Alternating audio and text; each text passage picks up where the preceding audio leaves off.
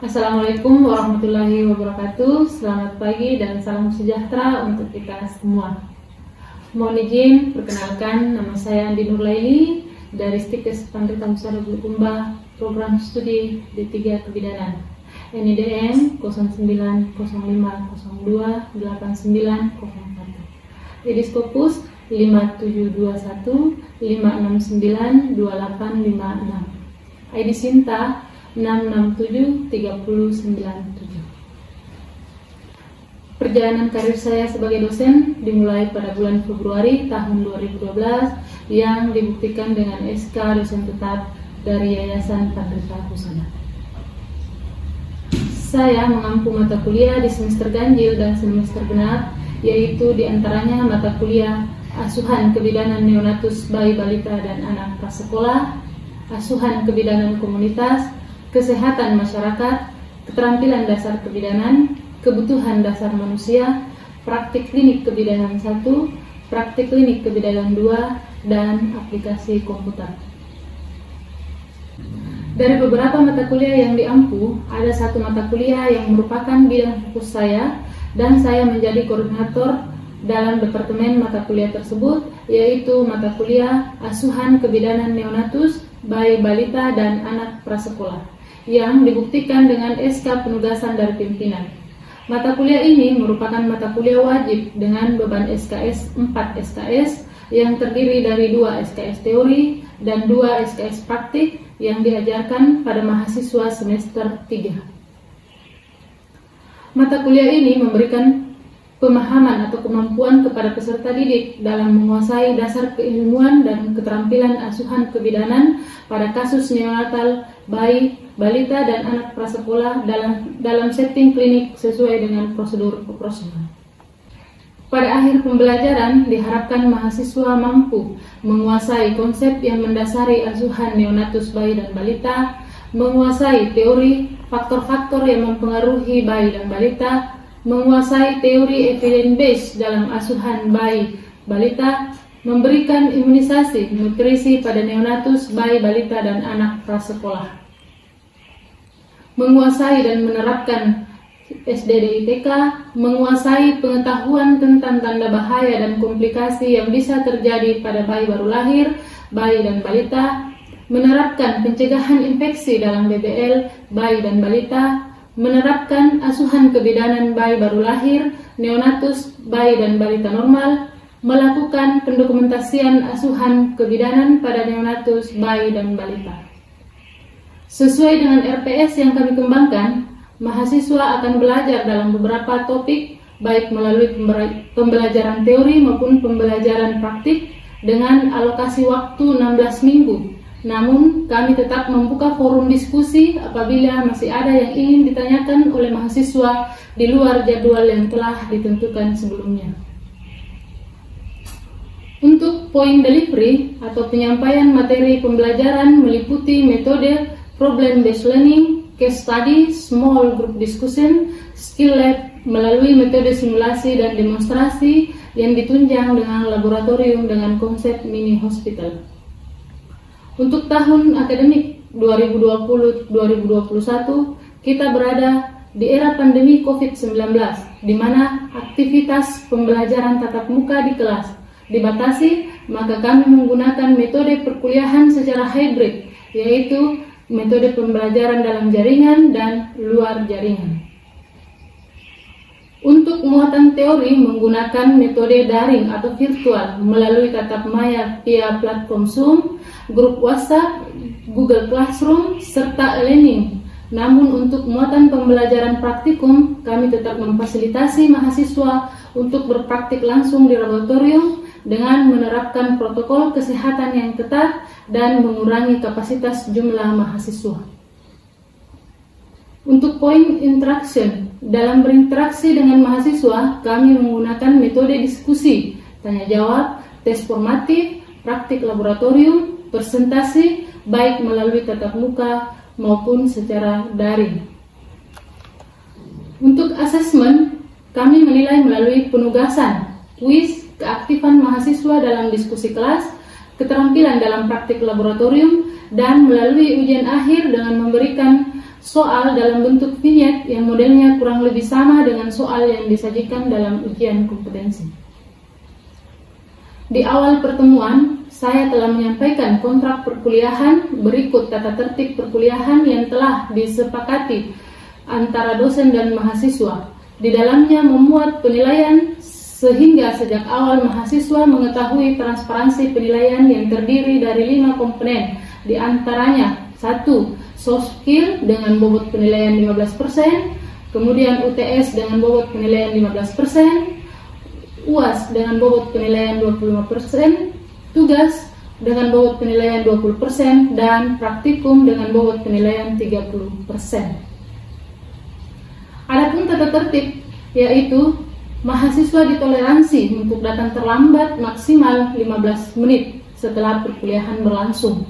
Kemudian total kehadiran minimal 80%, berseragam rapi sesuai jadwal, dan mengenakan atribut serta sepatu hitam pantofel dan tidak menggunakan handphone selama perkuliahan berlangsung di luar dengan proses perkuliahan. Baik, setelah ini saya akan menampilkan cuplikan video pengajaran saya dalam mata kuliah Asuhan Kebidanan Neonatus Bayi dan Balita dan Anak Prasekolah dengan pokok bahasan imunisasi. Selamat menyaksikan dan terima kasih. Assalamualaikum warahmatullahi wabarakatuh. Waalaikumsalam warahmatullahi wabarakatuh. Baik, hari ini merupakan pertemuan keempat untuk mata kuliah Asuhan Kebidanan Neonatus Bayi baru lahir dan Anak Prasekolah dengan materi imunisasi. Sebelumnya, Ibu akan mereview untuk mata kuliah evidence based dalam bayi baru lahir, balita dan anak prasekolah. Anak-anakku sekalian, ada yang masih ingat materi minggu lalu terkait dengan materi evidence based? Oke, baik, silakan. Baik, Assalamualaikum warahmatullahi wabarakatuh. Waalaikumsalam warahmatullahi wabarakatuh. Perkenalkan, nama saya Mika. Baik, di sini yang saya ingat dan review dari pelajaran yang lalu itu yaitu adalah IMD atau inisiasi menyusui dini, di mana di sini proses bayi menyusui segera setelah lahir, di mana tekniknya itu dengan kita mendekatkan ibu dan mendekatkan bayi dan ibu itu di dadanya ibu atau perutnya ibu, di mana di sini kita membiarkan bayi tersebut itu mencari putingnya sendiri, dan setelah bayi itu mendapatkan puting ibu, kita membiarkan atau memberikan waktu kepada bayi tersebut untuk menyusui paling lambat itu 1 jam, di mana di sini juga manfaat dari IMD sendiri ini meningkatkan ikatan batin antara ibu dan anak serta kasih sayang ibu dan anak. Sekian. Terima kasih. Assalamualaikum warahmatullahi wabarakatuh. Selanjutnya untuk evidence based yang kedua, ada yang bisa menunjukkan? Silakan.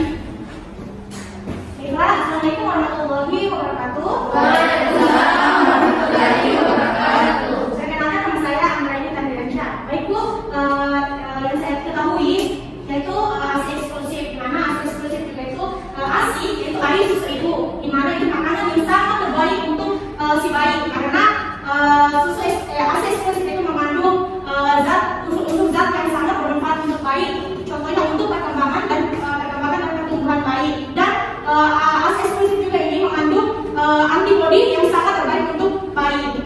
Selain itu, pemberian ASI dilakukan dari umur bayi 0 sampai 6 bulan tanpa makanan pendamping.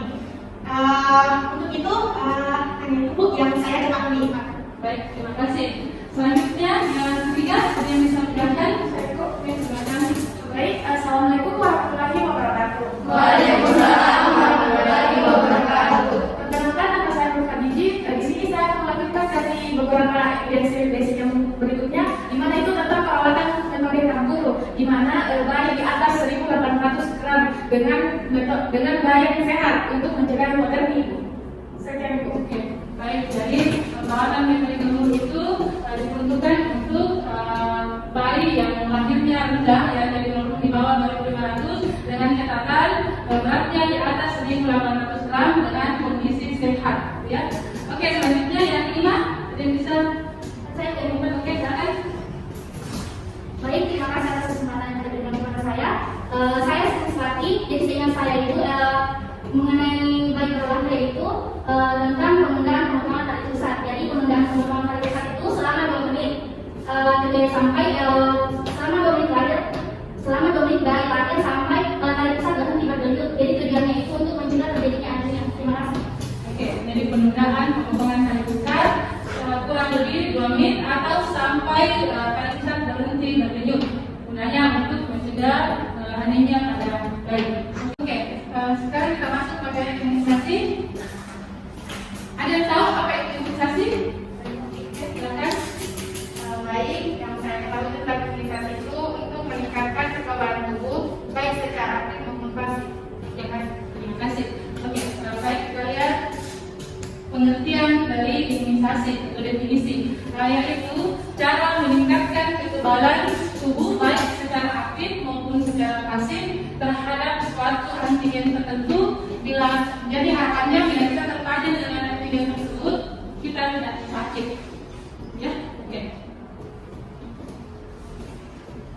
Selanjutnya, imunisasi dasar pada anak ada 5. Yang pertama adalah BCG, kemudian yang kedua hepatitis D, yang ketiga DBT, yang keempat polio, dan yang kelima imunisasi campak. Ya, oke, kita lihat satu persatu. Untuk imunisasi BCG ini diperuntukkan untuk mencegah penyakit tuberkulosis. Ya, jadi penyebab dari penyakit tuberkulosis ini disebabkan oleh bakteri Mycobacterium tuberculosis. Kemudian jaringan yang diserang yaitu bisa paru-paru, kemudian bisa selaput otak, kemudian tulang dan kelenjar superficial. Nama vaksinnya yaitu vaksin BCG, kemudian sifat vaksinnya mengurangi risiko tinggi berat, kemudian efek proteksinya bisa sampai 8 sampai 12 minggu setelah imunisasi.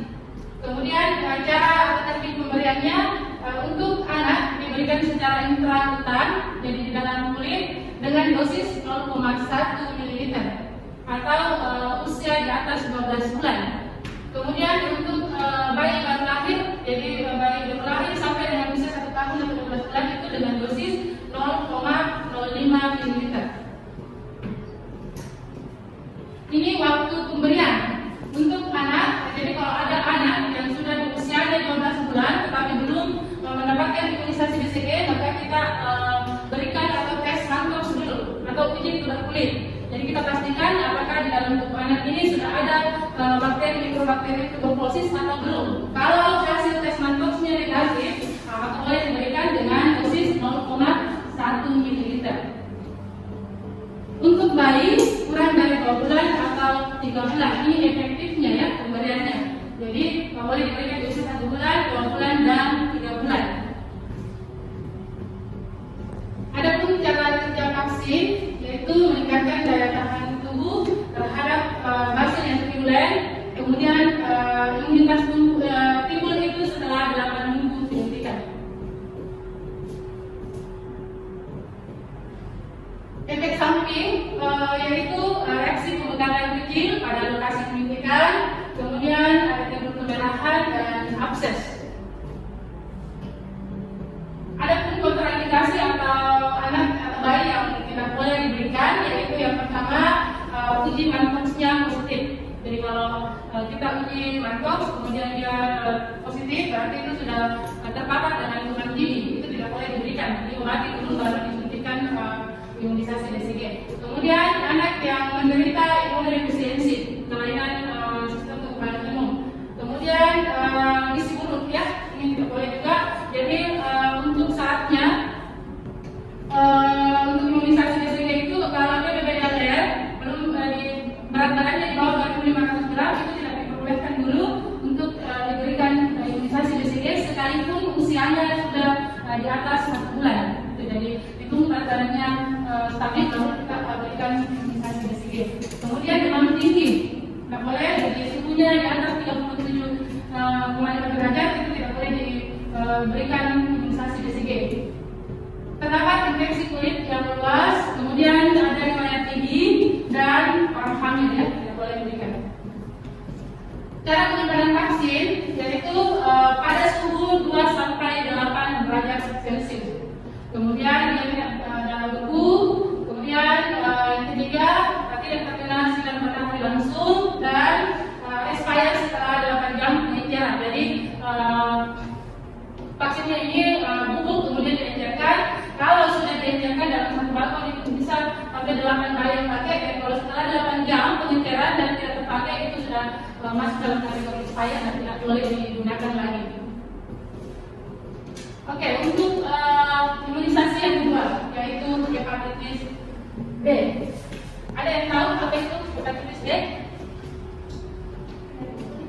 Nah, orang biasa sebut penyakit kulinya. Oke, kita lihat penyebabnya yaitu virus hepatitis B.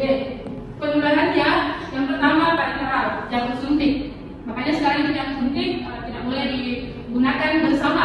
Jadi disposable, satu kali pakai itu sudah dipakai harus dibuang. Kemudian yang kedua hubungan seksual secara langsung dengan penderita. Kemudian yang ketiga transplacenta. Yang keempat ASI. Jadi ibu hamil yang mengalami atau menderita penyakit hepatitis D ini sebaiknya tidak dianjurkan untuk memberikan ASI kepada bayinya, ya, karena dia penularannya melalui itu. Nama vaksinnya hepatitis B, kemudian cara pemberiannya intramuskular. Jadi penyuntikannya di dalam otot.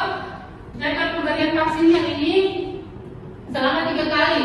Yang pertama itu 0 bulan atau efektifnya itu 0 sampai 7 hari. Kemudian di usia 1 bulan, kemudian di usia 5 bulan, dan booster 5 tahun kemudian atau 5 tahun setelah pemberian ketiga. Jadi booster itu artinya perlindungan seumur hidup. Nah, setelah kita booster dianjurkan untuk tes anti-HBs 3 bulan pasca suntikan terakhir. Jadi kalau kita sudah booster, silakan ke sarana kesehatan untuk tes anti-HBs apakah sudah tidak terpapar. Oke, selanjutnya efek samping yang bisa terjadi pada saat penyuntikan ini. Yang pertama nyeri sendi karena nyeri otot, kemudian bengkak daerah penyuntikan, panas, mual, dan alergi berat atau anafilaksis. Kontraindikasi atau yang tidak boleh diberikan yaitu ibu hamil. Cara penyimpanan vaksin sama dengan vaksin BCG yaitu suhu 0 sampai 8 derajat. Waktunya maksimal 10 bulan. Jadi lewat dari itu sudah dikatakan expired, ya. Oke, vaksin yang ketiga. Sampai di sini ada pertanyaan? Ada? Oke, kita lanjutkan. Untuk imunisasi yang ketiga, imunisasi DPT, difteri, pertussis, dan apa? Oke, tetanus atau tetani, ya. Jadi untuk DPT ini ada 3 penyakit yang bisa dicegah melalui pemberian imunisasi DPT.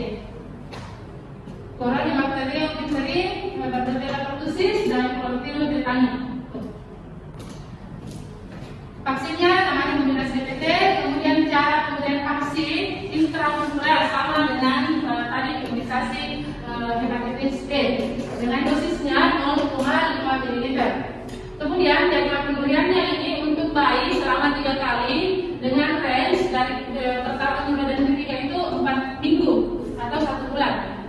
Ini kita lihat DPT 1 diberikan di usia 2 bulan sampai 4 bulan. Efektifnya ya, bisa diberikan di usia 2 bulan, 3 bulan, dan 4 bulan. Kemudian DPT 2 1 bulan setelah pemberian DPT 1. Oke, jadi bisa di usia 3 bulan, 4 bulan, dan 5 bulan. Kemudian DPT 3 sama dengan DPT 2 diberikan 4 minggu atau 1 bulan setelah pemberian DPT 2 atau usia 4, 5, dan 6 bulan. Nah, kemudian DPT 4 ini 1 tahun setelah DPT 3 atau biasa di usia 18 bulan. Diberikan DPT 4. Kemudian DPT 5 usia masuk sekolah atau usia kelas 1 SD yang 7 tahun ini pemberiannya. Cara penyimpanannya sama dengan vaksin yang lain, disimpan pada suhu 0 sampai 8 derajat Celcius. Nah, efek samping ini biasanya 70% bayi yang mendapatkan imunisasi ini mengalami demam tinggi. Kemudian yang kedua rewel, yang ketiga kemerahan di daerah penyuntikan, dan yang keempat itu nyeri. Tapi biasanya kalau demam dan nyeri itu bisa bilang sampai 2 hari setelah penyuntikan. Kontraindikasi yang tidak boleh diberikan imunisasi DPT, ini yang pertama adalah encefalopati atau kelainan pada otak, kemudian riwayat alergi berat, kemudian demam tinggi. Jadi kalau anaknya sudah suhunya di atas 37,5 derajat, itu ditunda dulu untuk pemberian imunisasi DPT-nya. Mengingat reaksi ini, vaksin ini bisa memberikan reaksi demam tinggi. Kemudian kejang, karena kejang juga 3 hari sebelum pemberian. Oke, yang kelima, vaksin poliomyelitis. Penyebabnya penyakit ini yaitu virus polio. Nah, ada pun jadwal pemberiannya. Yang pertama adalah polio 1, itu bersamaan dengan BCG atau vaksin inokulan. Kemudian polio 2 biasanya diberikan bersamaan dengan imunisasi DPT atau vaksin inokulan. Kemudian polio 3 DPT 1 usia 3 bulan dan polio 4 DPT 3 usia 4 bulan. Nah, cara pemberiannya, jadi untuk polio ini bukan melalui parenteral atau suntikan, tetapi melalui oral. Jadi dideteksi ke mulutnya sebanyak 2 tetes. Cara kerjanya ini yaitu vaksin akan masuk ke dalam saluran pencernaan dan memicu pembentukan antibodi baik di dalam darah maupun pada epitelium khusus, sehingga terjadi pertahanan lokal terhadap polio yang masuk. Efek sampingnya, yang pertama biasanya pusing, kemudian diare ringan, sakit pada otot. Kemudian kontraindikasi yaitu 1 demam, kemudian biasa juga terjadi muntah atau diare, kemudian radiasi umum, keganasan dan penderita HIV. Cara penyimpanannya sama dengan vaksin yang lain, yaitu disimpan pada suhu 0 sampai 8 derajat Celcius. Dan kalau dia tertutup, kalau dia beku minus 20 derajat ya. Oke, yang terakhir ini imunisasi campak. Ya. Jadi penyebabnya virus campak. Cara pemberiannya suntikan dalam atau ada juga referensi yang mengatakan bahwa dia intramuskular. Jadi dosisnya sama dengan DPT tadi, yaitu 0,5 umur 6 ke 9 bulan. Jadi tidak diperkenankan untuk diberikan pada bayi di umur di bawah 9 bulan. Kemudian efek sampingnya demam, pengerahan dan nyeri sendi. Ini kontraindikasinya juga tidak boleh diberikan pada anak yang mengalami demam dan TB atau tuberkulosis tanpa pengobatan dan imunosupresi, jadi kelainan sistem imun. Penyimpanannya sama dengan vaksin-vaksin yang lain, yaitu disimpan dalam 2 sampai 8 derajat Celcius. Nah, ini untuk imunisasi lanjutan, tapi belum terlalu dijelaskan di beberapa kursus. Baik, tadi kita sudah lihat penjelasan dari 5 imunisasi dasar. Ada yang perlu ditanyakan? Jelas? Oke. Karena ini sebentar kita lanjut praktek di laboratorium terkait imunisasi BCG. Ya? Oke. Ini kita lihat gambarnya untuk penyakit difteri, seperti ini penampakannya. Jadi ada radang di tenggorokannya. Kemudian penyakit tetanus, ini tidak otot. Nah, ini pertusis atau batuk rendah atau batuk 100 hari. Campak. Ini penyakit hepatitis B, sama dengan temannya bahwa dia identik dengan kulitnya terus atau berwarna kuning.